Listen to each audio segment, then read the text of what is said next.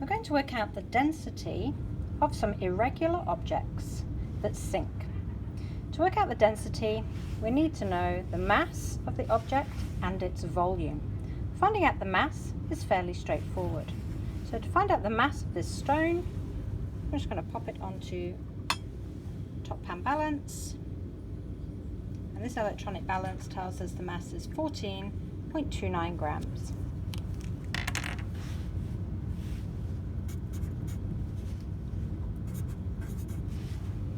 And if we repeat this for our other objects here, so we have a metal nut, 19.33 grams.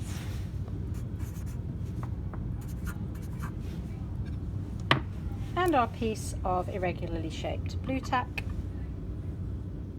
weighs 30.68 grams.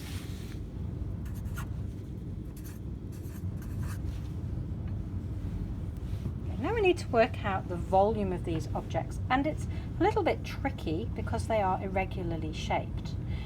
But we can use a clever method of water displacement. So we can take the stone, that's why these have got string on, and we can drop them into some water and see how much the water level rises. It's important that we look at the measuring cylinder completely straight on, so you see the bottom of the meniscus is at 30 milliliters. So when we put our stone carefully into the water, and we cover it, we don't really want too much of the string in there. We now want to have a look at where the meniscus has risen to. So the meniscus has risen to 36 milliliters. So the difference between 30 and 36 is 6 milliliters. So that is the volume of our stone, 6 milliliters. So let's similarly work out the volume of our nut.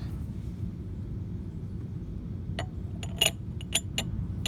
nut has to go in carefully sideways.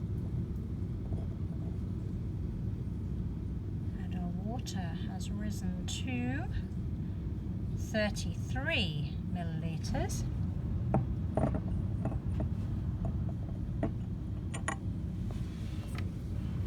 So that's 3 milliliters.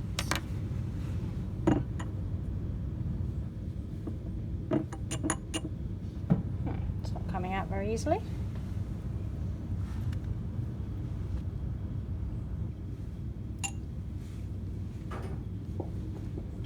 Another measuring cylinder with some water in.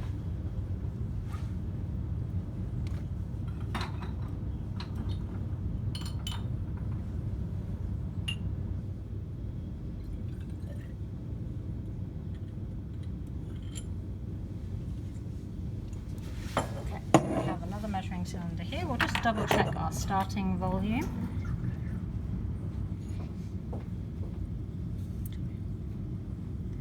Our starting volume now is 29 milliliters, so we need to remember that. And our last object is the blue tack. Oh, that wasn't good because it splashed everywhere. So let's start it again. Double check our volume. 26 milliliters. And we'll drop it in a little bit more carefully.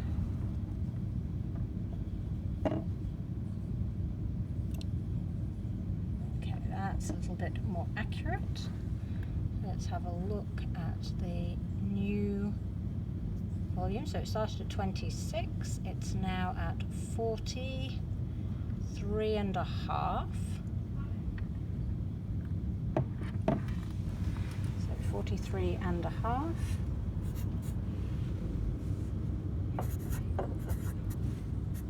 Take away 26.